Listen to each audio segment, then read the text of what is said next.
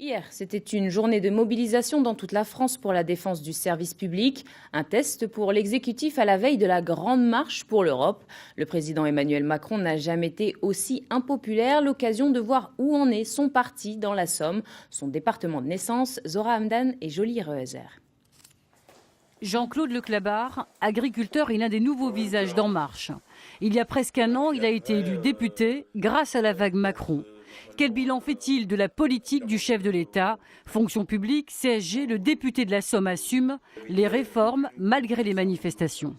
Inévitablement, quand vous commencez à rentrer dans le dur, si je peux dire, vous suscitez des mécontentements. Mais moi, en tout cas, ma ligne de crête, c'est bien la réforme. On suscite des mécontentements. C'était quasiment inévitable, mais il faut assumer, et moi, personnellement, j'assume. Dimanche 7 mai 2017, Emmanuel Macron est élu président de la République face à Marine Le Pen. Jean-Claude Leclabar est l'un des 308 députés macronistes sur les 577 parlementaires, des novices aux origines politiques diverses, des députés qui parlent d'une seule voix, à l'exception de quelques rares parlementaires qui s'opposent au chef de l'État. Les députés ont beaucoup de chance d'avoir lu le président.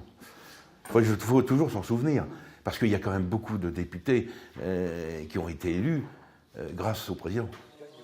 Autre députée de la Somme élue sous l'étiquette En Marche, Barbara Pompili, ancienne députée Europe Écologie Les Verts, puis secrétaire d'État chargée de la biodiversité sous François Hollande. Elle aussi défend le bilan Macron.